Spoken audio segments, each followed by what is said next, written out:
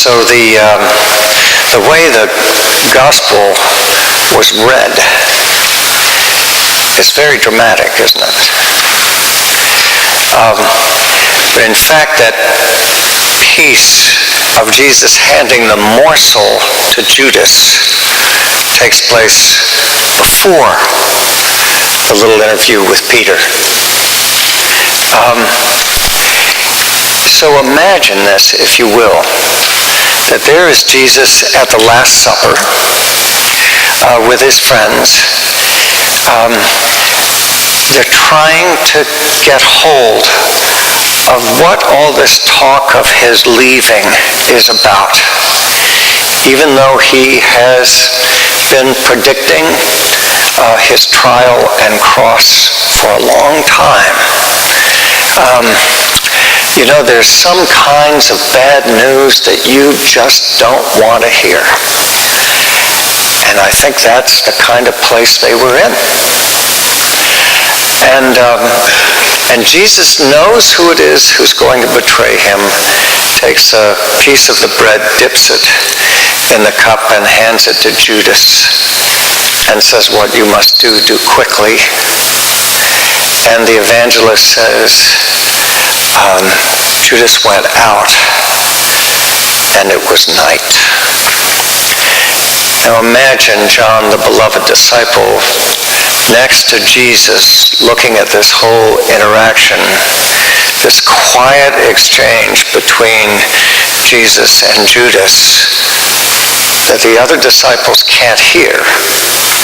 And Judas gets up, goes to the door, opens it, and John sees that the sky is dark and closes it. And he says, "And it was night." That moment must have seemed like the end of Jesus' ministry. It was a nice try, a noble experiment, all this stuff, healing the broken, loving the outcast, forgiving everybody's sin, walking with people, eating with people others wouldn't even think of touching or coming near. Nice try. But in the end, it was night. Epic fail. One more dead hero. And Jesus, in that moment, says, "This is going so well."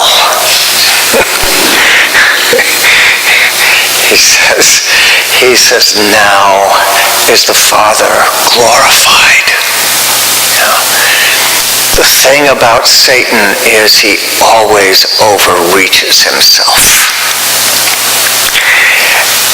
And this is going to go exactly the way that we thought it would.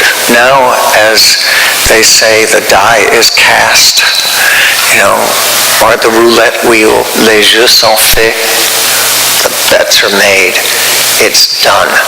And Jesus knows that this is going to lead inevitably to the cross. And he knows that that cross is for everybody.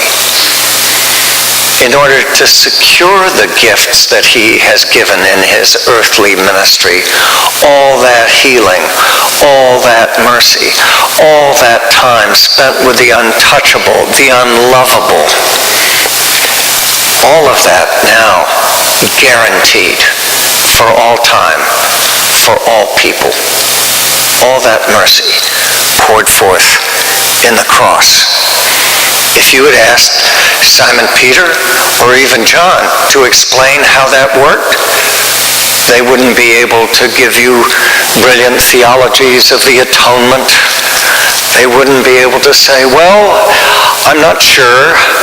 St. Anselm will explain it all if you can wait another 800 years, And John Chrysostom in another 4 centuries isn't bad either if you want to try that. No. What Simon Peter would say is, it works for me. I know it. And you know that in this story, Jesus instantly goes to that talk about little children love one another into Simon Peter, and Simon Peter is full of pride. And he says, oh, I'm going to follow you. And Jesus says, no, you're not. And he says, no, I really will. And Jesus goes, yeah, please. And Simon Peter says, even if I have to die with you, I will follow you. And Jesus says, yeah, well, maybe that's the moment where you're going to get it. And we know actually that that's the moment when he does. You'll hear it at the end of this liturgy. The centerpiece of Mark's Gospel, the end in the Passion, where Simon Peter, full of the best of intentions, goes into that high priest courtyard following his Lord and friend, fully intending he is going to do something heroic. I mean, he loves Jesus to pieces. He's not going to let him die. And when the moment comes, and the serving girl says, wait a second, you know him. You talk funny. You're just like him. And he says, before he can stop himself, I've never seen the guy before in my life. And it happens 3 times. And then the rooster crows. Peter remembers what Jesus said. And in Mark's version, he goes out and weeps bitterly. And the cross, he understands, is the answer to this. Because you see, Peter feels like he, in that moment, deserves to die. He's crushed. He's without hope. He's in despair. You know, he'd feel better if somebody just put him out of his misery. And Jesus says, in effect, on the cross, suppose I die for you. Suppose I die for every human impulse that wants to kill yourself or someone else as a full burnt offering to get the monkey of guilt off your back. If I offered that sacrifice in a way that even you would have to admit couldn't be added to, then could we talk? That's what is going on here. And again, even though Peter couldn't explain it, he goes right after the resurrection when Jesus greets him, and instead of waving his finger at him, in John's Gospel, it's beautiful what happens, right? Peter's trying to catch fish, which we know he didn't do very well. And there's Jesus on the beach with breakfast ready. And he says, children, you're up early. You look hungry. Why don't you come have breakfast? Jesus, the Jewish mother. Just come and have breakfast. You look tired and hungry. You know. And you can hear Peter starting to say, just, can I say how sorry I am? And Jesus just going, have another piece of flounder. You see? All of that mercy poured into his life out of something that was supposedly an epic fail.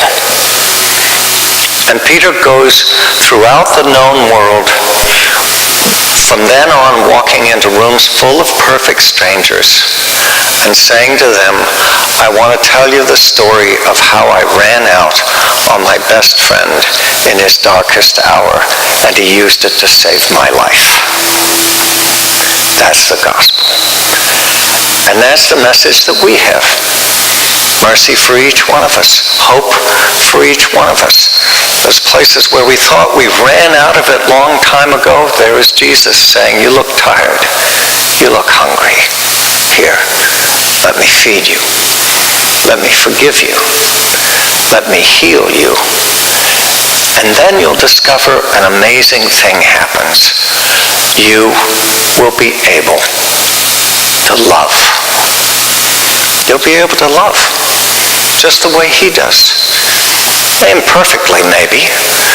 But, the good thing about having a church is that even though, that not everybody is down all at the same time. And the witness that we have for one another strengthens one another so that we can go out and actually share that message. Now, why is this so important, friends, to take in deeply this gospel of Holy Week? Because the ones we really, of course, the whole fellowship of the church is always on our hearts. But of course, the ones we really need to be concerned about are the ones who are not here, right? Archbishop William Temple, the great Archbishop of Canterbury, about 100 years ago said, "The church is the only organization in human history that existed for the sole benefit of those who are not its members." That's it. It means the mercy you've received, go give it away. Because there are plenty of people who look like they're doing just fine on the outside and inside are tearing themselves to pieces. Guilt, that thing that happened to them that they can't get over, the thing they said or did that they wish they could take back, and they're stuck with it.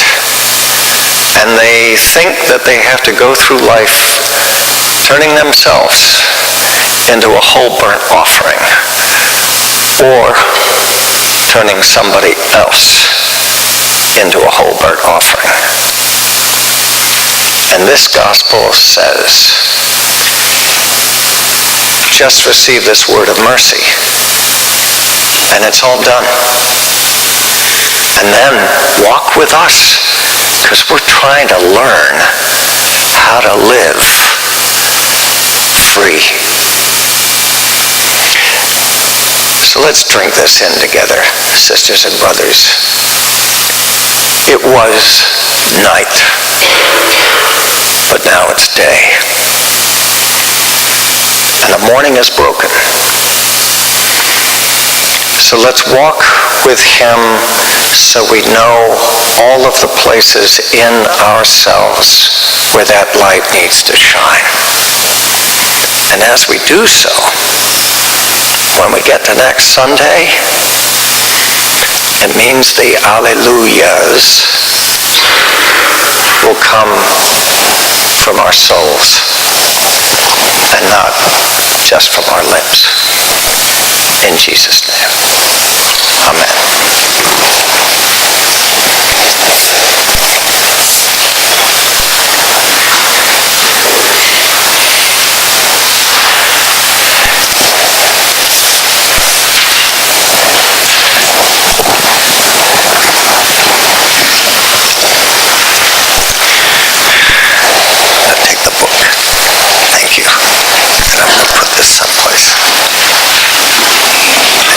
Confirmation.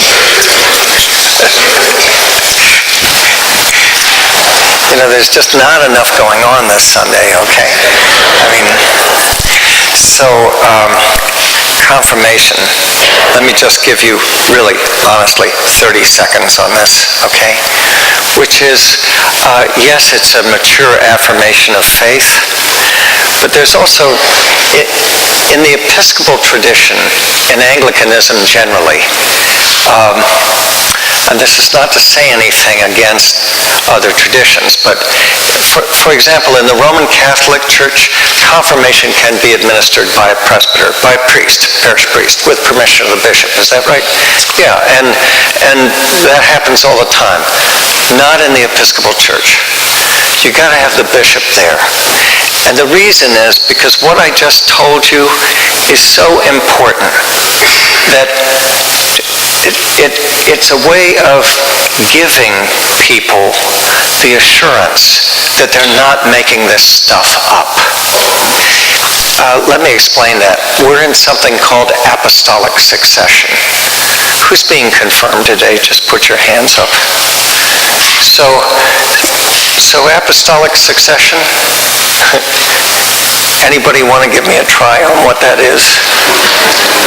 No? Okay. This is really good. So that means that St. Peter and that first group of apostles, if you read in the first chapter of Acts, they had to replace Judas, right? Because there were only 11 after the resurrection. And Simon said, bad number, got to be 12. We have to bring somebody else in to heal that wound, right? Which was a wound in the body, to join with us as a witness to the resurrection. And so that's the first election of a bishop. And it's really simple, and it happens right away, and it doesn't cost anything.